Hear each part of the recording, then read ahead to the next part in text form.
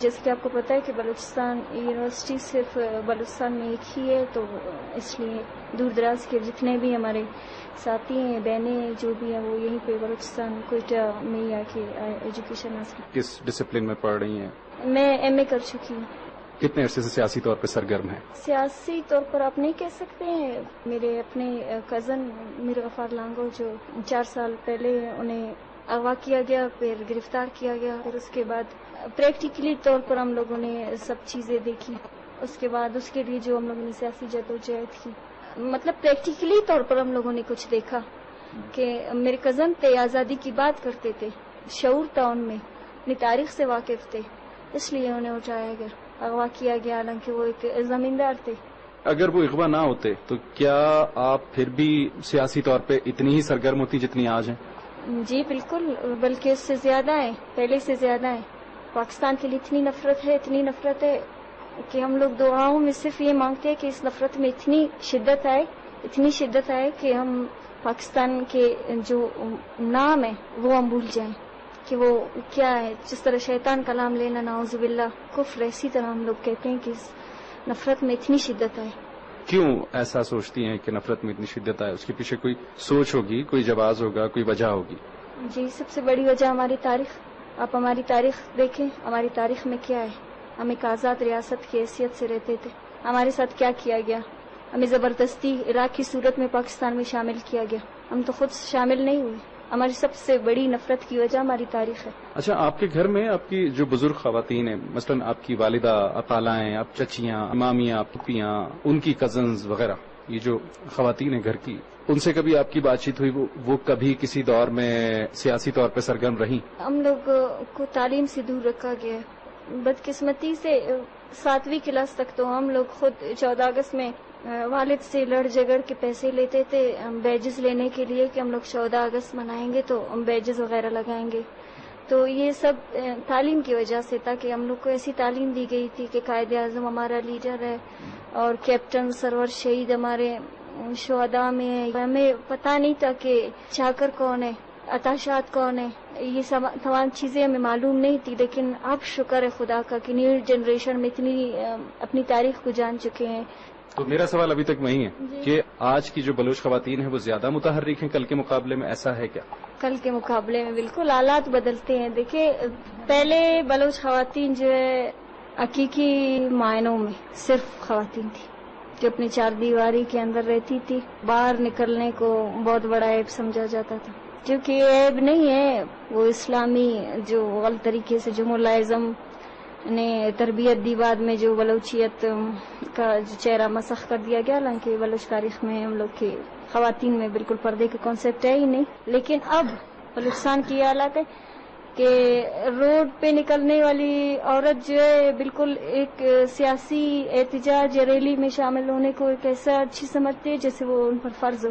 وہ اپنی تمام چیزوں کو، تمام کاموں کو ایک سائڈ چھوڑ کر آپ کو ریلیوں کے تعداد کے اندازے کے مطابق آپ کو پتہ بھی ہوگا کہ میڈیا کے ذریعے کہ کتنی بڑی جو ہے تعداد میں خواتین احتجاج کے لیے نکلتی ہیں۔ آپ کی اپنی عمر کتنی ہے؟ 25 سال۔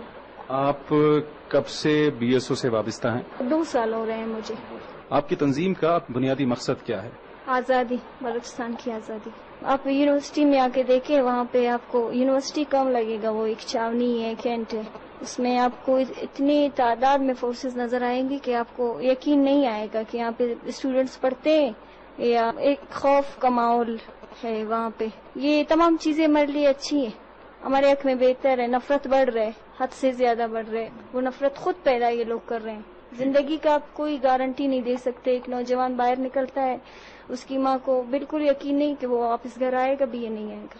بلوچستان کے حوالے سے پچھلے 3-4 سالوں سے ایک بات جو بلوچستان کی سطح پہ، اس سے اوپر کی سطح پہ اور اس سے اوپر کی سطح پہ بہت زیادہ آتی ہے، وہی آتی ہے کہ یہاں سے بہت سارے لوگوں کو اغوا کر لیا گیا جن کو لاپتہ لوگ کہا جاتا ہے، اور ان میں سے کئیوں کا پتہ نہیں چل سکا۔ تو آپ کیا سمجھتی ہیں کہ یہ جو معاملہ تھا اس نے کس حد تک آپ جیسی عورتوں، خواتین، لڑکیوں کو مجبور کیا ہے کہ آپ بھی سیاسی طور پہ اپنا کردار ادا کریں؟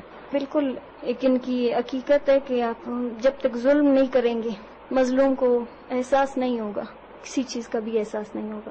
ظاہر آپ مظلوم بنیں گے تو آپ کو پتہ چلے گا کہ آپ کے ساتھ کیا ہو رہا ہے. اگر آپ ایک کتے کو بھی اپنے گھر میں رکھتے ہیں، اسے بھی آپ ٹائم پر کھانا نہیں دیں گے تو وہ بھی بھونکنا شروع کر دے گا.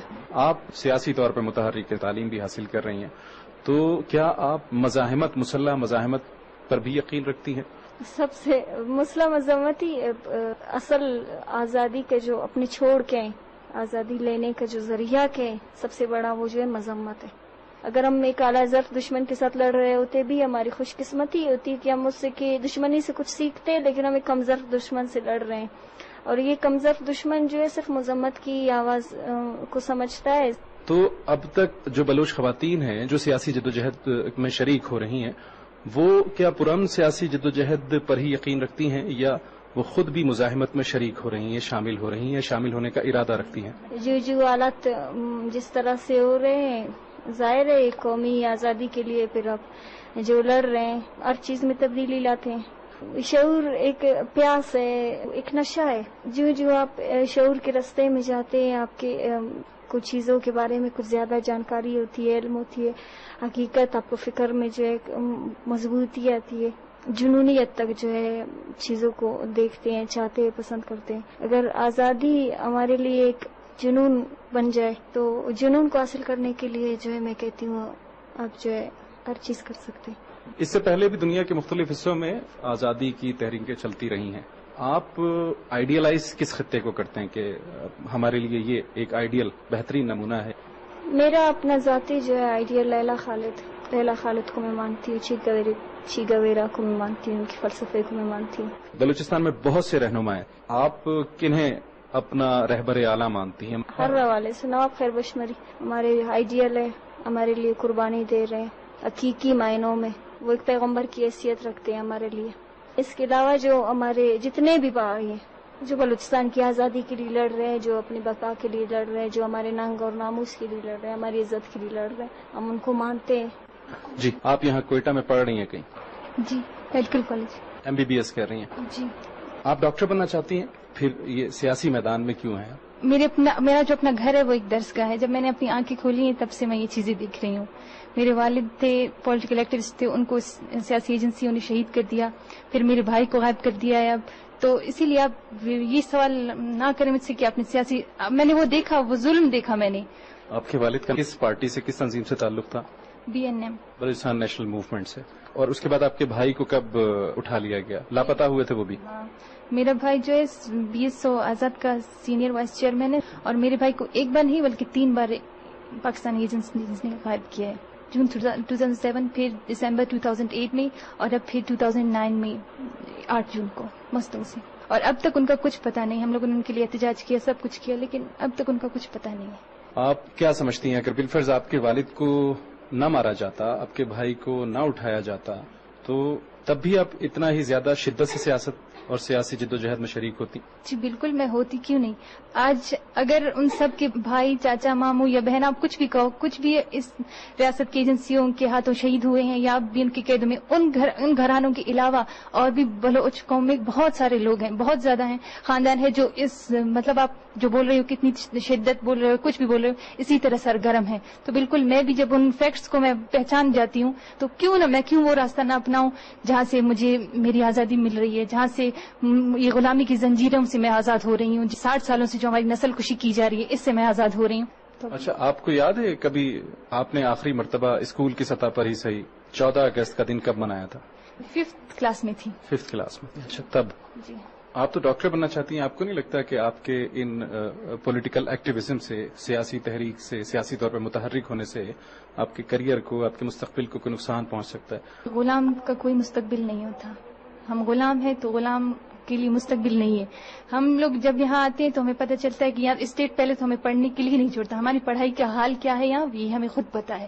تو پھر اس طرح میں کیا دیکھوں، اپنی کیریئر کا سوچوں یا وہ سوچوں کہ وہ زنجیریں، یہ جو غلامی کی جو جکڑی ہوں، ان کو میں کس طرح توڑوں.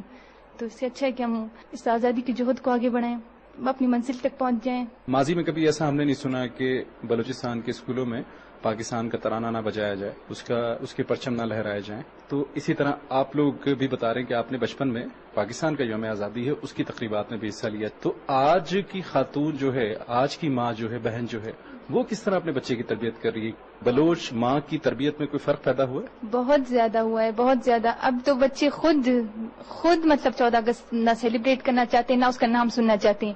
اس بار اب یقین کریں 14 اگست ہوا تو میرے ماموں کے چھوٹے چھوٹے بچے تھے، ان لوگوں نے اپنے ہاتھ پہ سیاہ پٹی باندھی ہوئی تھی.